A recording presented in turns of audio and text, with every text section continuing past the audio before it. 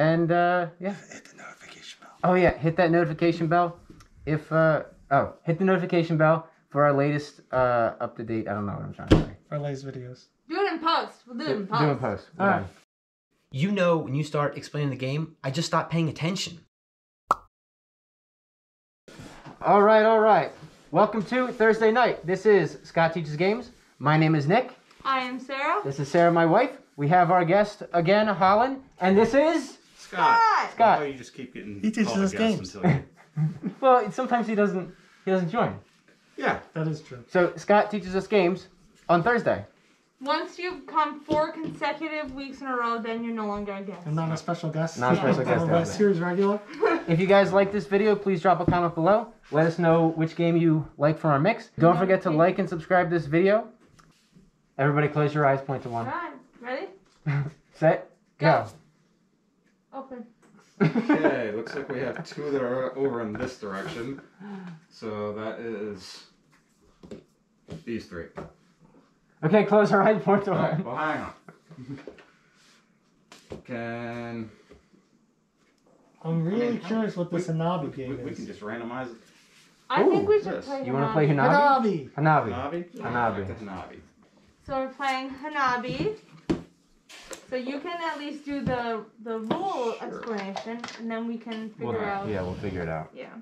So, for this game, the objective is to place out the tiles in order for each color. Numeric value. So there are 6 colors, rainbow being a wild card essentially.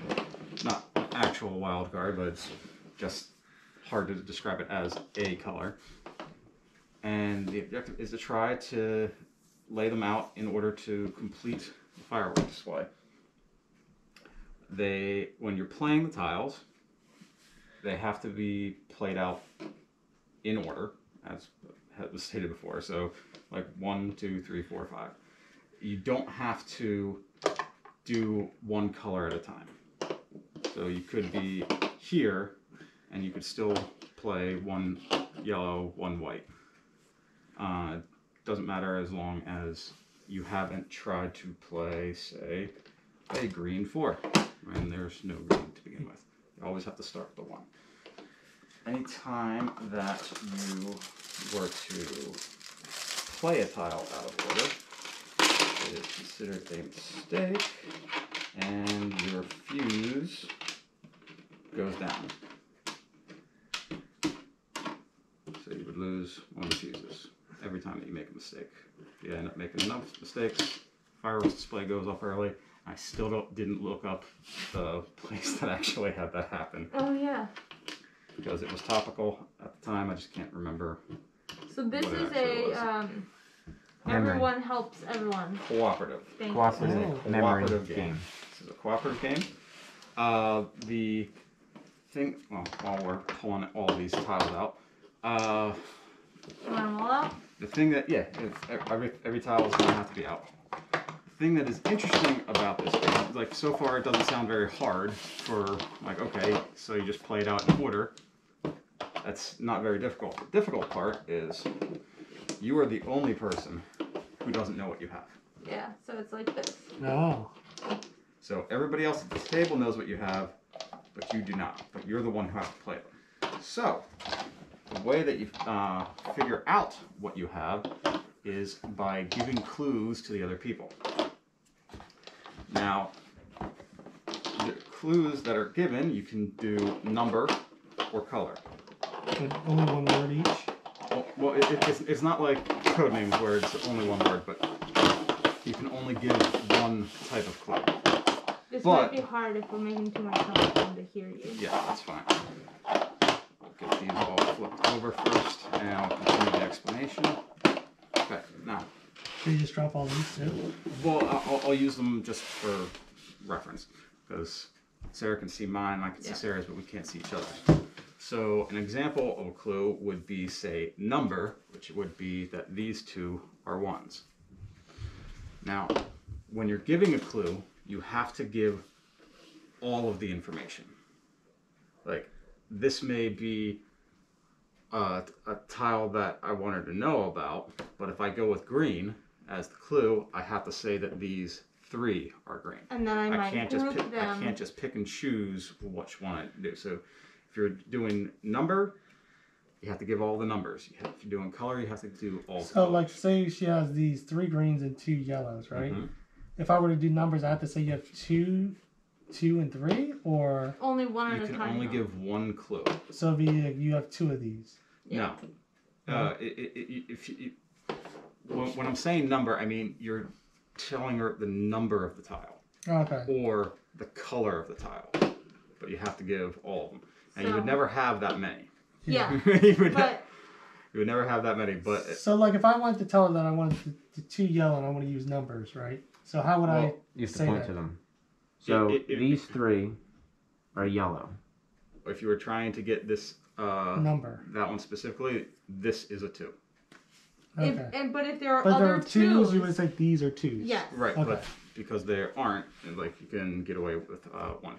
Okay. Now, for every color, there are 3 ones that you just place down. Oh, yeah. There is 1 5, and there's 2 of everything else that's there.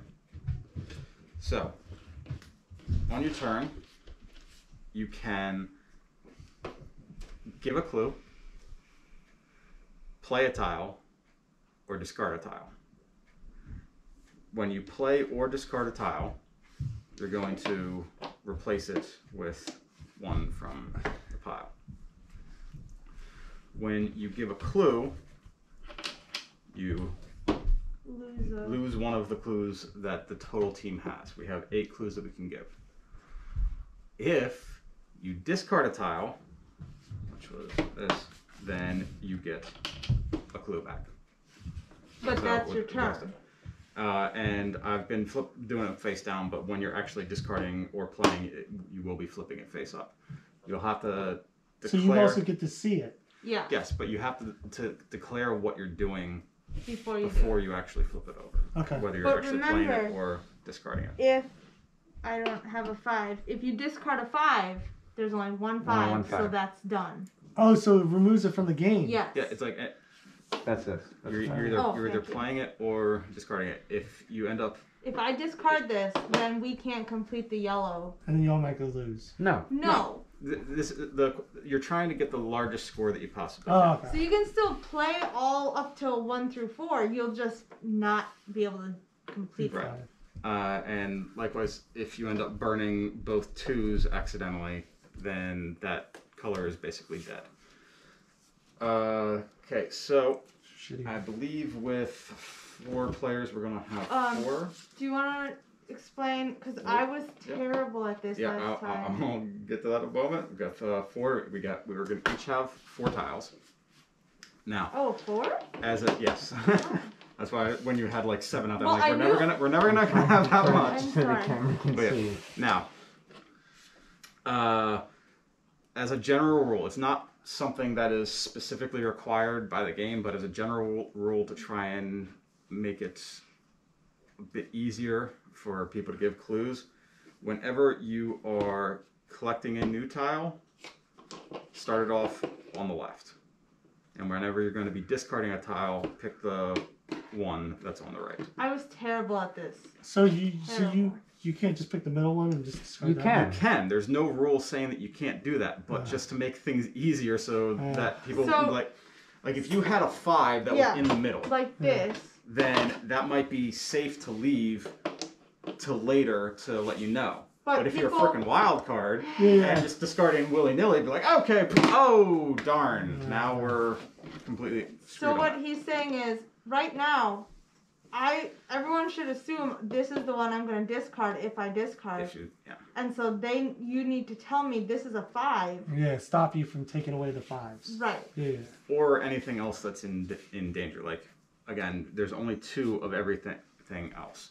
So if we already had a yellow 2 that was discarded and she was going to discard, letting her know that that was 2 might be important. And then you can have things set apart. Yeah, it's Now, like, do we communicate between turns to say we should give her a clue or something? yeah, it's like you can not supposed to, but again, we can always house rule that sort of stuff, especially for someone who's just starting off and again they've only played one game as well. And I didn't realize how vital it is. Like the clue you give can be really detrimental if it's a bad clue.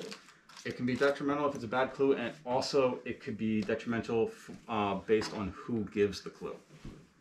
Like there was a point in time where Sarah had a clue where she had 3 ones. She doesn't know what those colors are, and she gave the clue to me to let me know that I had 2 ones. I don't know if they're safe to play. Because I have because Sarah was the one who gave the clue. And she doesn't know which one she has, but she believes that her 3 are safe to play. If Nick had given me the same exact clue, then I would have known that these 2 were safe to play. Because he can see both of Because he ours. can see both of the Yeah. sets of tiles. And I can see what's already on the board. Yeah, so you're like, you have 3 ones, that's cool. You have 2 ones. Yeah. Right.